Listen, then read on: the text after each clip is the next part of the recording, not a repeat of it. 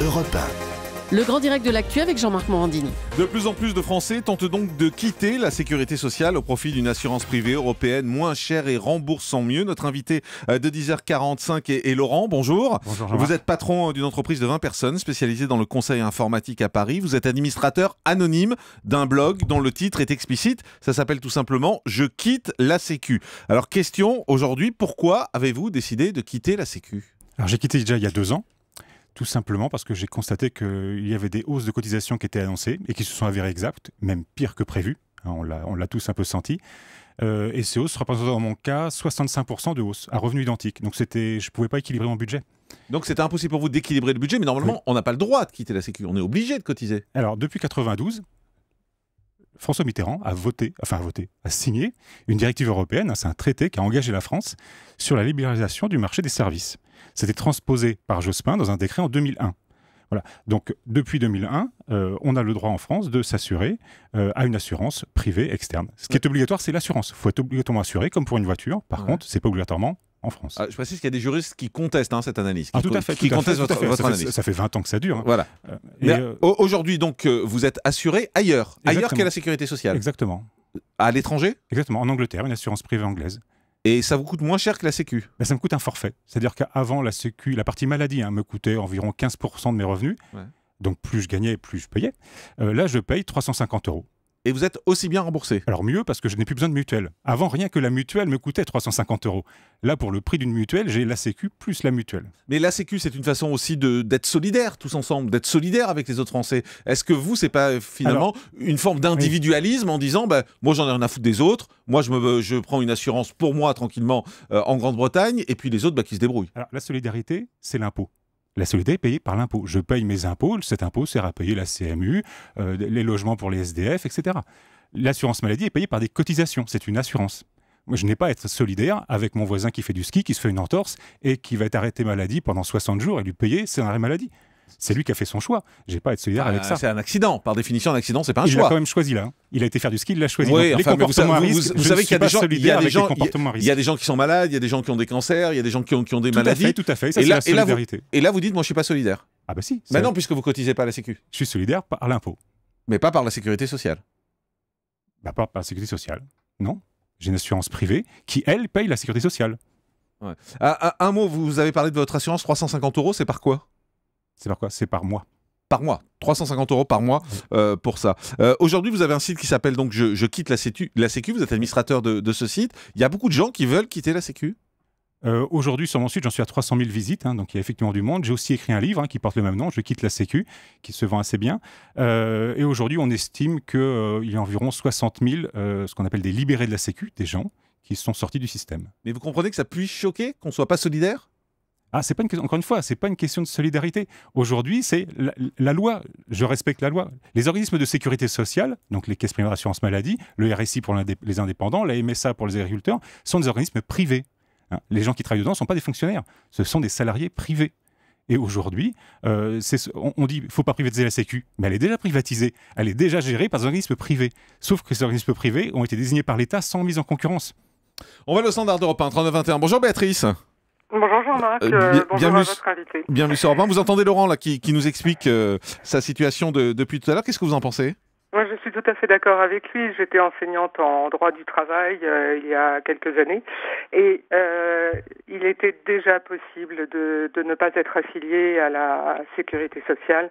Mais évidemment, c'était quelque chose qu'il fallait taire parce que cela aurait fait beaucoup de remous. Or, à l'heure actuelle, on s'aperçoit que tout est remous, tout va mal.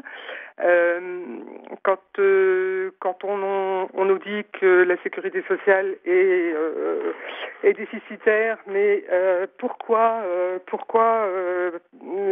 des grosses entreprises ne payent pas leurs cotisations à la sécurité sociale, sont toujours en retard. Les entreprises comme Renault, par exemple.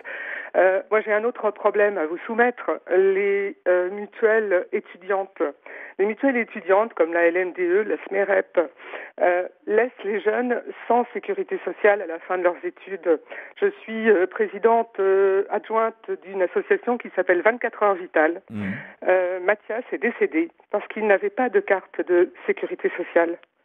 Il est décédé, il avait 27 ans. Parce que la sécurité sociale dite normale, la CPAM, l'a fait disparaître de ses fichiers. Il était malade, il était diabétique depuis l'âge de 4 ans et demi. Il n'a pas eu d'insuline. Je comprends. Merci Béatrice pour votre témoignage. On va prendre une autre Béatrice qui nous appelle de La Rochelle cette fois. Bonjour. Oui, bonjour Jean-Marc, bonjour Julie, bonjour à tous. Vous le témoignage de Laurent vous choque? Complètement, parce que comment il peut dire à un moment donné, mais je veux pas payer pour mon voisin qui se fait une entorse s'il va au ski. Certes, mais moi j'ai vécu 2 tempêtes dans la région où j'habite. La solidarité, à ce moment-là, on est bien content de la trouver.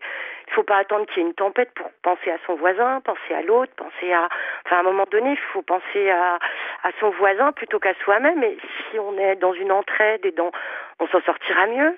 Oui, c'est une question de solidarité. C'est la question que je pose à Laurent. Laurent, qu'est-ce que vous voulez répondre à Béatrice? Ça s'appelle l'assurance maladie. Ça s'appelle pas la solidarité maladie. Si ça s'appelle la solidarité maladie, il n'y a pas de problème. Tout le monde paye la même chose et tout le monde est couvert par la même manière. Aujourd'hui, les gens ne payent pas la même chose. Les gens ne sont pas couverts de la même manière. Il n'y a pas de solidarité. Moi, quand je suis malade, j'ai 30 jours de carence. Attendez, je suis pas tous en mode. Allez-y, Béatrice.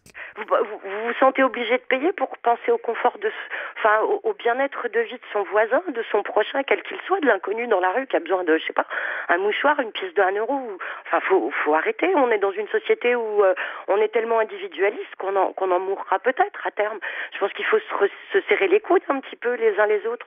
Mais le système marche très bien, l'assurance automobile marche très bien. Moi, je ne suis pas solidaire de mon voisin. Par contre, s'il a un problème, il est remboursé. L'assurance catastrophe de la vie, elle n'existe pas. L'assurance humanité, elle n'existe pas. C'est la solidarité, solidarité entre Français parce que votre voisin est malade. Mais cette solidarité, c'est l'impôt, encore une fois. On est obligé d'alerter les gens quand il y a des canicules. Faites attention, vous avez peut-être des personnes âgées qui pourraient mourir à côté de vous. Mais on ne devrait pas avoir besoin de nous le dire par la voix des médias. Ça devrait être le bon sens. Laurent? Enfin, je vais pas laisser mon voisin crever de faim parce qu'il a pas de sous, parce que...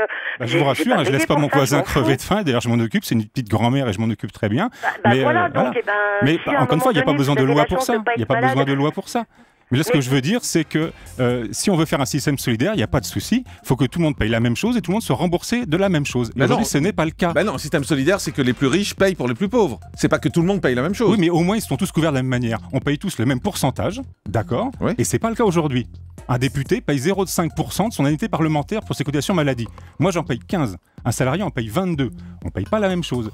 Moi, quand je suis malade, j'ai 30 jours de carence. Un médecin a 90 jours de carence. Un fonctionnaire en a 0.